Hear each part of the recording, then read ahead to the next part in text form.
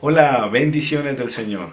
Nuevamente tenemos el gran privilegio, la alegría, el gozo inmenso de acercarnos a la palabra de Dios que es viva y eficaz. Es esa palabra de vida, es esa palabra que nos transforma, es esa palabra que nos nutre y nos guía hacia toda la verdad. Quiero invitarles a que oremos. Padre, en el nombre de Jesús, nuevamente estamos aquí. Nos ponemos delante de tu presencia, Señor, rogándote tu dirección. Que tu Espíritu Santo nos ilumine el entendimiento, que podamos cada día, Señor, como iglesia, como pueblo tuyo, reverenciar tu palabra. Confiamos en ella, que es la verdad. Y hoy te pedimos nuevamente que hables a nuestros corazones. En nuestra oración, en el nombre de Jesús. Amén. Bueno, muy bien, en esta oportunidad vamos a hacer una reflexión en torno a la historia de la Iglesia del Señor. No voy a hablar de otras religiones, ¿sí? Solamente me quiero enfocar en la historia de la Iglesia del Señor. Es una historia muy amplia, tiene muchísimos capítulos y no pienso abordar este tema a profundidad. Solo quería hacer esta referencia para reconocer que en realidad lo que vivimos el día de hoy es el fruto de un proceso histórico, un proceso que comenzó con una iglesia primitiva y es la gracia de Dios que se ha venido manifestando generación tras generación, de tantas maneras, de maneras tan especiales. Y claro, en este proceso hay que reconocer algo. Eh, Hay iglesias que se han desarrollado de una manera más sana que otras, ¿sí? Hay congregaciones que la gente conoce y puede decir, esta es una congregación buena, es agradable. Pero aunque haya esa sensación de que hay iglesias más sanas que otras, tenemos también que recordar que no hay iglesias perfectas, en el sentido de que los seres humanos que están ahí no son personas perfectas. Ahora, la calidad de la iglesia. Muchas veces la gente asocia la calidad de la iglesia con la cantidad de personas que se reúnen ahí. Y no necesariamente esto tiene que ver, o sea, está tan íntimamente ligado, de ninguna manera. Pero también es cierto que una iglesia que está plenamente ligada a Cristo, lo cual la hace una iglesia sana, es una iglesia que va a llevar mucho fruto. Eso lo indica el Señor cuando en Juan 15 hablaba de que nosotros somos las ramas de la vid. Y si estamos unidos a Él, perfectamente ligados a Él, vamos a llevar mucho fruto y podemos pedirle al Señor que nos ayude a llevar fruto. Bueno, ahora, más allá de lo institucional, ¿no? Porque pues estamos hablando de congregaciones, de esos grupos, es importante recordar que cuando se trata de iglesia tiene que ver con las personas, es algo más individual, ¿sí? Es el cristiano, cada uno de nosotros somos iglesia. Obviamente no olvidaremos pues el sentido de comunidad. Algo que sucede muy a menudo a nuestro alrededor es que las personas evalúan las iglesias, ¿sí? No solo evalúan las religiones, tal vez en algún momento lo has pensado así. Y es verdad, la gente pone la lupa sobre las confesiones, sobre las congregaciones, sobre estas entidades de fe. Y lo cierto es que también Dios evalúa. Tal vez no lo hemos visto así, tal vez sí. Pero lo cierto es que Dios también somete a evaluación, revisa el estado de las iglesias. Hoy quiero hacerles una invitación, ajustado a lo que Dios nos muestra en su palabra, y es a que nos alineemos a lo que dice la Biblia, para que Dios nos vea como, y aquí viene el título del mensaje de hoy. Anota por favor en tu libreta, una iglesia más noble. ¿Qué se requiere? Ese es el tema de esta ocasión. Una iglesia más noble. ¿Qué se requiere? Para abordar este tema quiero invitarles a que vayamos al libro de los Hechos, capítulo 17, versículo 11. Voy a leer para ustedes este pasaje en la versión Reina Valera 1960, este segmento. Dice así la palabra del Señor. Y estos eran más nobles que los que estaban en Tesalónica, pues recibieron la palabra con toda solicitud, escudriñando cada día las escrituras para ver si estas cosas eran así. Muy bien, necesitamos hablar un poco del contexto. El libro de los Hechos me parece a mí que es muy parecido a un documental. Es el trabajo de Lucas haciendo un ejercicio muy enriquecedor para todas las generaciones de cristianos y aún de los no cristianos, la gente que se acerca un poquito a conocer el fenómeno del cristianismo a nivel mundial.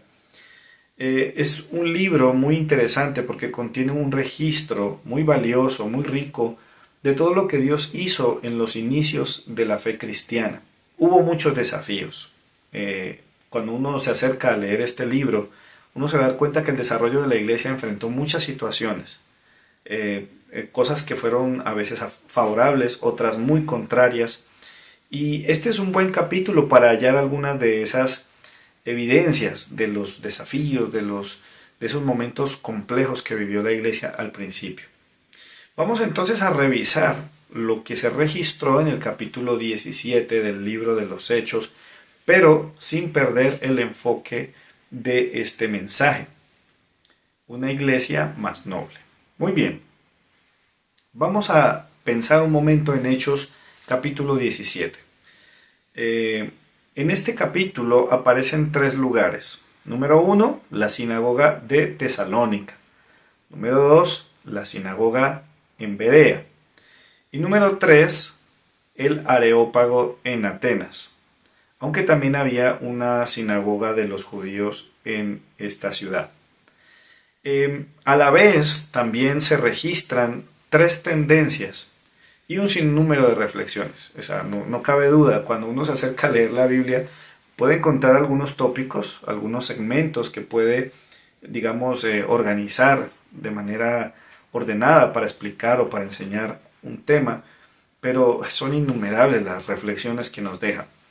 Vamos a revisar el proceso, dejando para el final la respuesta a la pregunta: ¿qué se requiere para ser una iglesia más noble? Ya lo veremos. Muy bien, vamos a mirar qué pasaba con los de Atenas. Y voy a referir los siguientes versículos, del 19 al 21 y el 34. Vamos a mirar entonces Hechos, capítulo 17, y vamos a tomar para comenzar los versículos 19 al 21 y el 34. Dice así: y tomándole, hablando de Pablo, le trajeron al Areópago diciendo: ¿podemos saber qué es esta nueva enseñanza de que hablas? Pues traes a nuestros oídos cosas extrañas. Queremos pues saber qué quiere decir esto. 21. Porque todos los atenienses y los extranjeros residentes allí en ninguna otra cosa se interesaban sino en decir o en oír algo nuevo.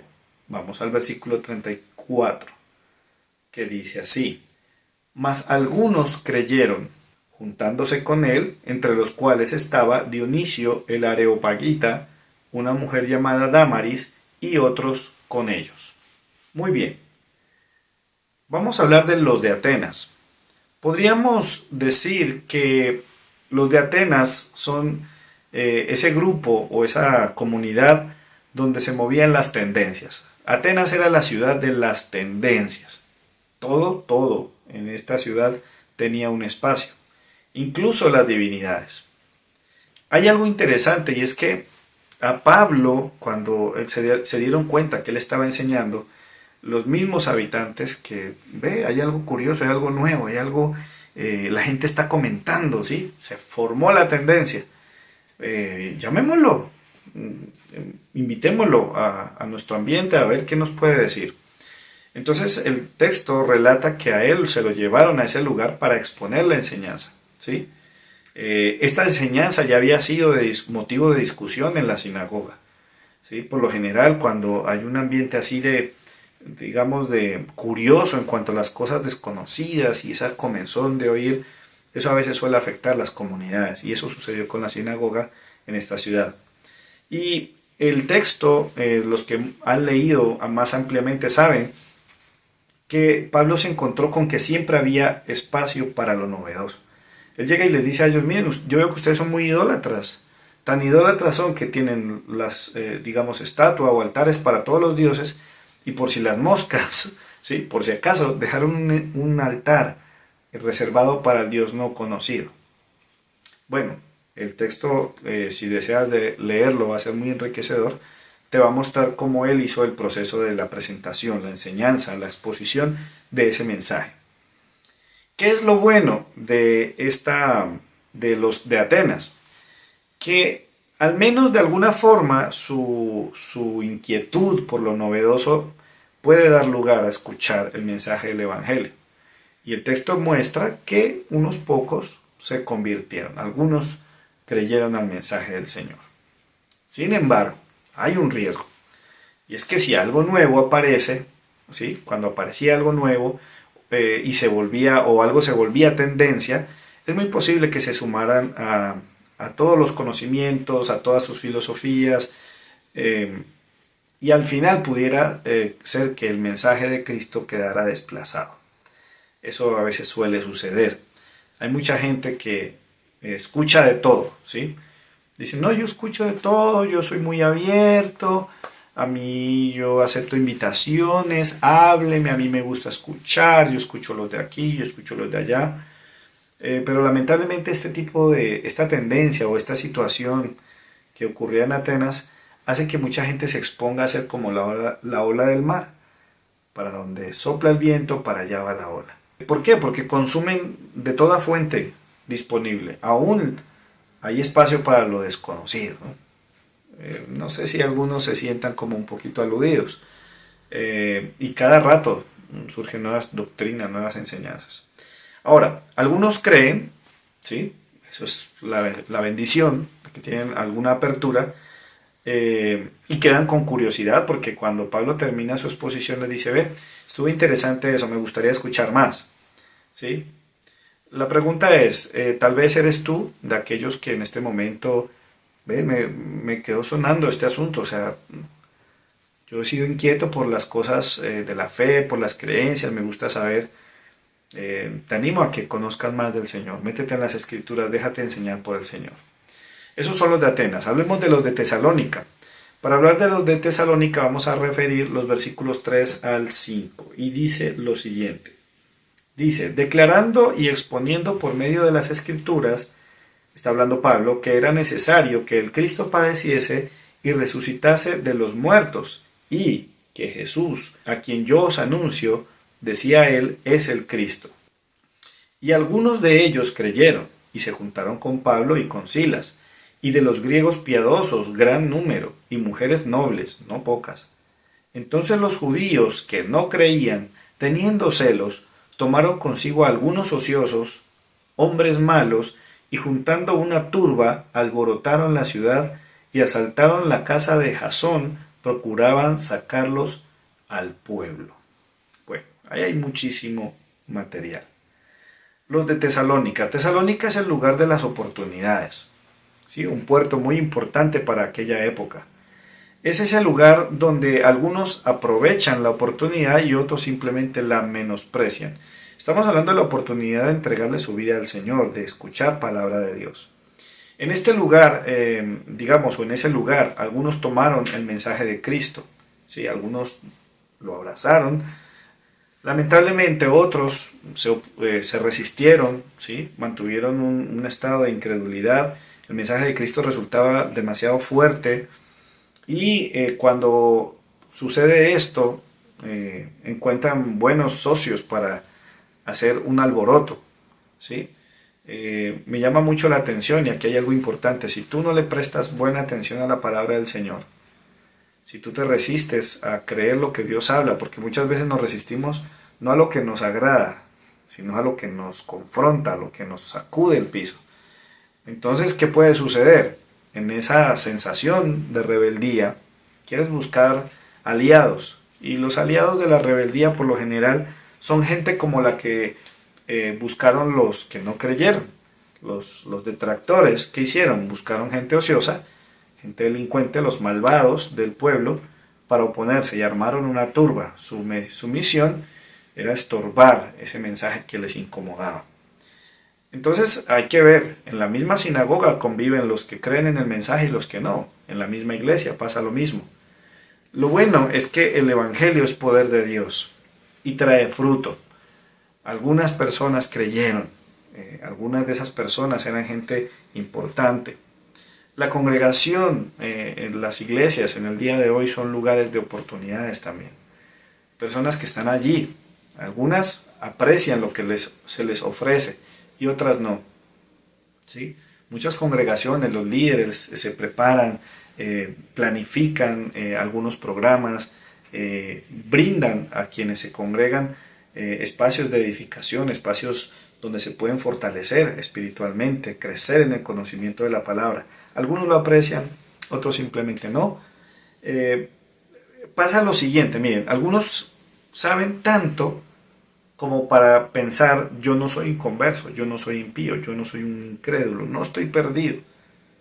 El problema es que saben tanto que, aunque no se creen inconversos, son personas que se acostumbran a vivir como viven, se estancan con facilidad, son gente escasa de fruto y por lo general tienden a juntarse con aquellas personas que a la larga van a ser un estorbo, los ociosos o gente que vive en una doble vida, gente que aparenta una cosa y son otras, los malhechores, gente mala, ¿sí? Gracias a Dios, algunos se han dispuesto. Entonces, en Tesalónica, el lugar de las oportunidades, algunos la toman, otros la rechazan. Pregunta, ¿de qué lado estás tú? Sigamos. Aquí entramos al punto que anticipamos al comienzo, era lo que vamos a dejar para el final, lo más relevante o lo más importante. Vamos a hablar de los de Berea, versículos 10 al 15. Vamos a leerlo juntos. Dice así: Inmediatamente los hermanos enviaron de noche a Pablo y a Silas hasta Berea, y ellos, habiendo llegado, entraron en la sinagoga de los judíos. Y estos eran más nobles que los que estaban en Tesalónica, pues recibieron la palabra con toda solicitud, escudriñando cada día las Escrituras para ver si estas cosas eran así. Así que creyeron muchos de ellos, y mujeres griegas de distinción, y no pocos hombres. Cuando los judíos de Tesalónica supieron lo que también en Berea era anunciada la palabra de Dios por Pablo, fueron allá y también alborotaron a las multitudes. Pero inmediatamente los hermanos enviaron a Pablo que fuese hacia el mar, y a Silas y a Timoteo que quedaron allí. Y los que se habían encargado de conducir a Pablo le llevaron a Atenas, y habiendo recibido orden para Silas y Timoteo de que viniesen a él lo más pronto que pudiesen, salieron. Muy bien. Más o menos a unos 80 kilómetros de Tesalónica ocurrió algo extraordinario. El motivo, lo que dice el versículo 11. Dice textualmente, eran más nobles. Y hay una comparación aquí. Los de Tesalónica, como vimos, era una congregación que tenía algunos que sí, digamos que era como un 50-50. No estaban tan graves como los de Atenas, pero cuando llegan a Berea, y es la manera como Dios guía a Lucas a expresar este asunto, dice que los de Berea eran más nobles que los de Tesalónica. Y vamos a indagar un poquito sobre lo que significa esto. Cuando la palabra llega la traducción a la palabra nobles, viene de un vocablo griego que es eugenes. Es una palabra compuesta, tiene dos partes. Eu es bueno y gínome es hacer que sea, llegar a ser, convertir, nacer. Bueno, hay varias aplicaciones. Podemos utilizar las versiones, a mí me gusta y los motivo a todos, a ustedes que están viendo este mensaje, a los líderes, a la gente que quiere escudriñar más, a que nos consigamos versiones de la Biblia, ¿sí? Versiones que nos pueden dar un poquito más idea, porque como las palabras en el griego son tan ricas, es tan amplio su significado, entonces vale la pena ampliar un poquito más con otras versiones. Entonces voy a enfocarme en algunas versiones del versículo 11 del capítulo 17 de Hechos. Voy a leer, por ejemplo, la Dios habla hoy, que dice: Estos judíos, que eran de mejores sentimientos que los de Tesalónica, de buena gana recibieron el mensaje, y día tras día estudiaban las Escrituras para ver si era cierto lo que se les decía. Es importante esto, ¿no? Esta versión nos muestra la importancia de la actitud, la disposición, la diligencia. Vamos a mirar lo que dice la Nueva Traducción Viviente. Dice, los de Berea tenían una mentalidad más abierta que los de Tesalónica y escucharon con entusiasmo el mensaje de Pablo. Día tras día examinaban las escrituras para ver si Pablo y Silas enseñaban la verdad. Llama mucho la atención lo siguiente.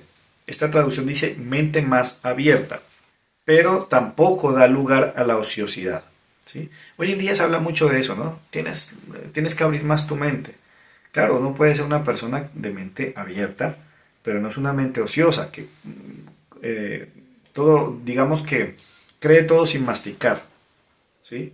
No evalúa lo que se les enseña. No, esta gente no traga entero. Dice, bueno, vamos a ver este mensaje, qué bendición, muy bueno, se ve bueno la gente, pero vamos a ir a las escrituras, ¿sí? Hasta confirmar plenamente que lo que se nos ha enseñado es verdad. Si la enseñanza de estos líderes y estos hombres de Dios están hablando lo que es la verdad.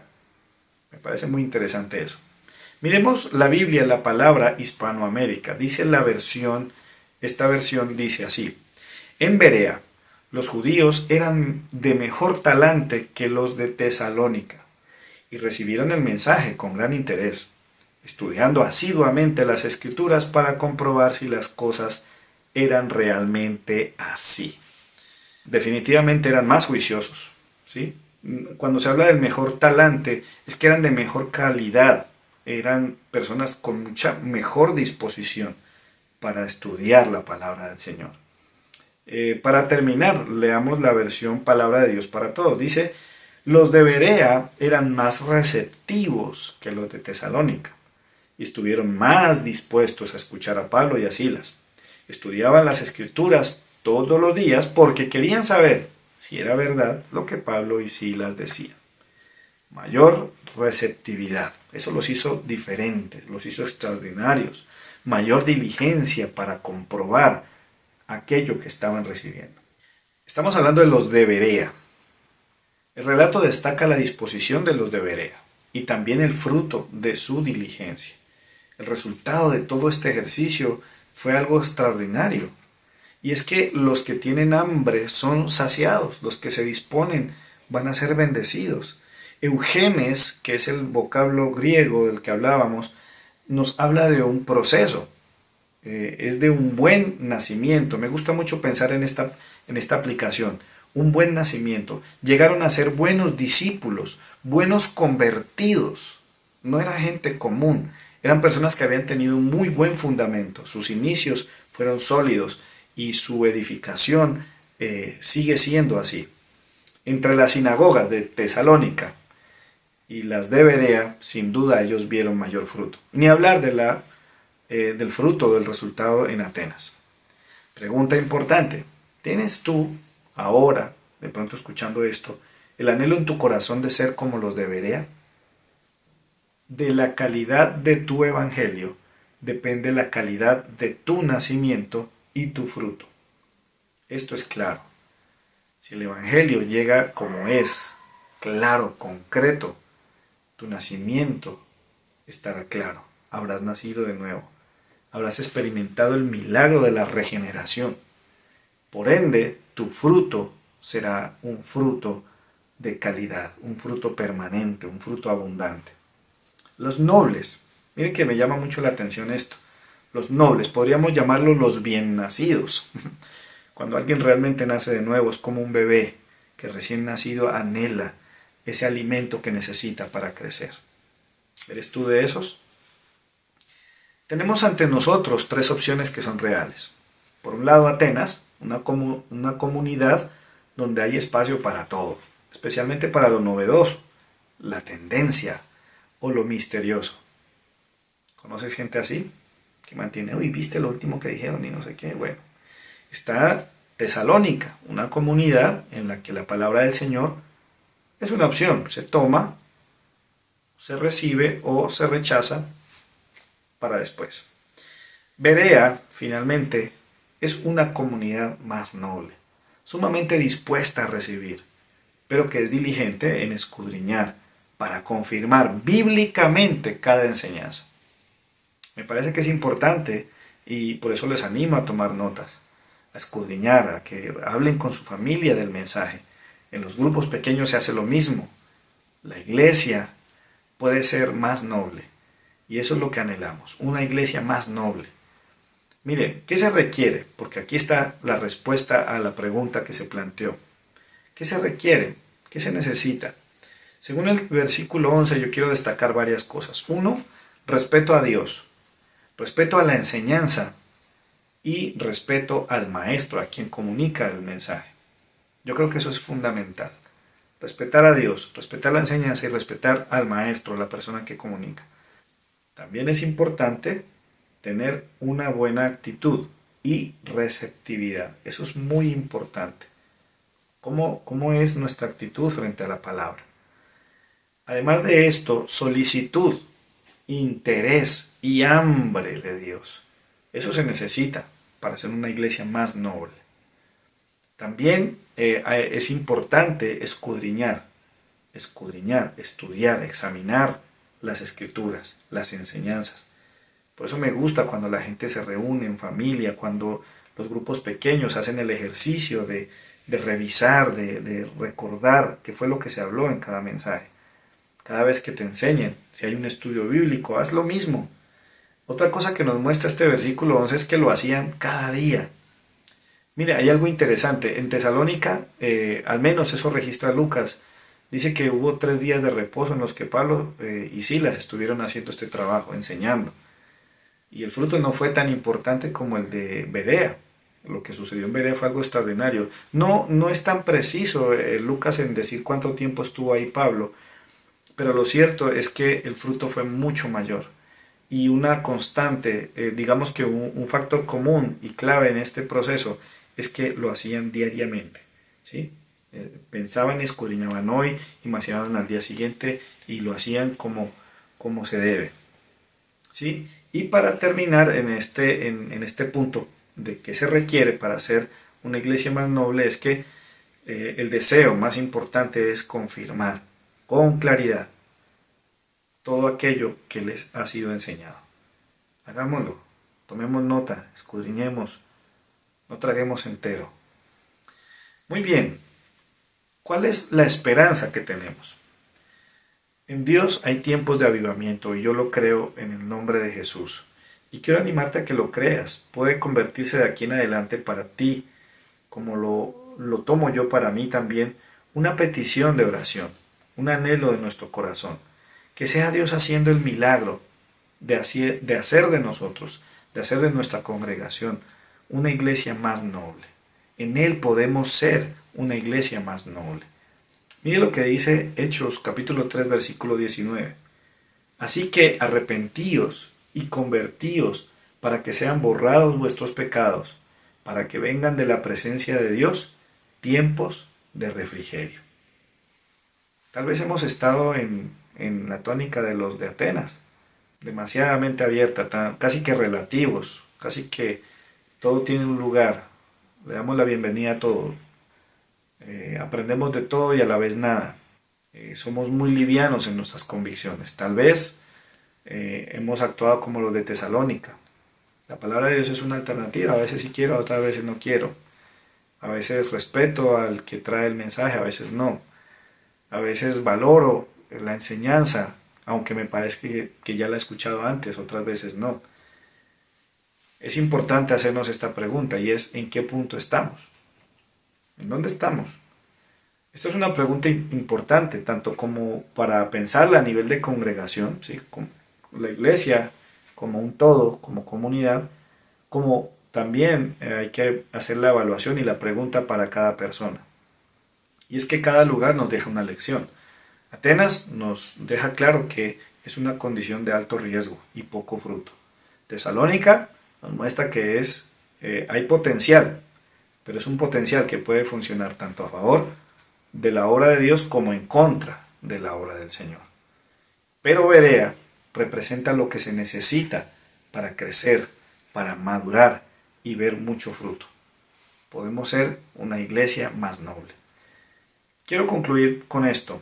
Yo creo que Dios dejó este pasaje para mostrarnos nuestra condición, para hacernos una evaluación y para desafiarnos a algo más, a algo mejor. Siempre podremos mejorar, siempre podemos crecer, no importa cuánto tiempo llevemos. Estamos próximos a cumplir 67 años de historia, de existencia. Siempre podemos caminar hacia algo mejor. Y ahora es un buen momento para hacer una iglesia más noble. Quiero terminar leyendo el texto de Hechos 17, versículo 12, pero lo quiero leer en la traducción La Biblia Palabra Hispanoamérica, para que tengamos en cuenta lo que nos espera si nos decidimos y si anhelamos que Dios haga de nosotros como iglesia una iglesia más noble. Dice así Hechos 17:12 en la versión La Palabra Hispanoamérica. Muchos de ellos creyeron, e incluso entre los no judíos hubo un gran número de señoras distinguidas y de hombres que abrazaron la fe. Nos espera tiempo de avivamiento, tiempo de crecimiento, ganaremos más personas, estaremos preparados para crecer, para madurar y llevar mucho más fruto. Dios puede hacer de nuestra iglesia una iglesia más noble. Si tú dices amén, te quiero invitar a que hagamos una oración. Señor, nos presentamos delante de ti. Hoy reconocemos que tal vez hemos vivido en un ambiente muy parecido al de Atenas.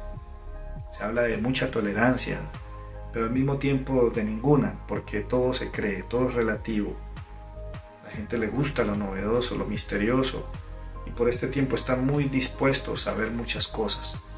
Hay mucha información circulando en las redes, están llegando a nuestros oídos muchas cosas, muchas doctrinas, muchas enseñanzas. Perdónanos si hemos estado allí y por estar escuchando tantas cosas hemos dejado de lado el mensaje de Cristo. Pero también te pedimos perdón, Señor, si como Tesalónica hemos sido una comunidad que hemos tomado la oportunidad de escudriñar tu palabra como una opción. Cuando es predicado el mensaje, cuando es enseñado, a veces no tenemos la actitud correcta. A veces sí, a veces no. Y cuando algo no nos es de nuestro agrado, buscamos quien se alíe con nosotros. De pronto hay alguien que está en acuerdo con nuestra forma de pensar.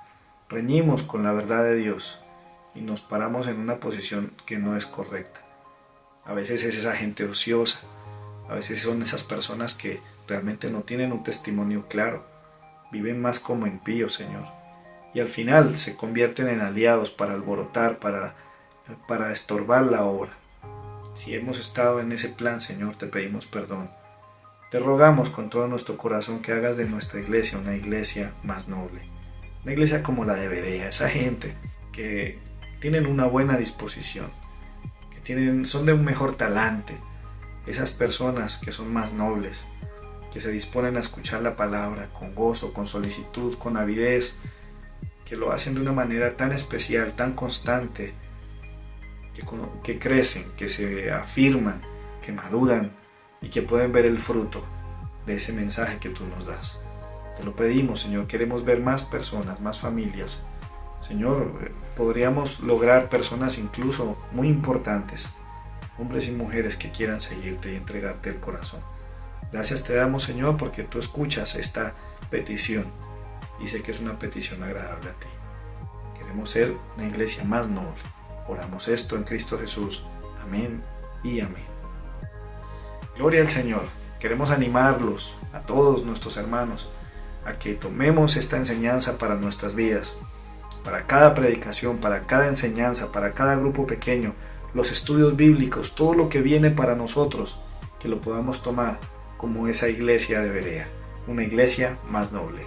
Un abrazo para todos. Bendiciones.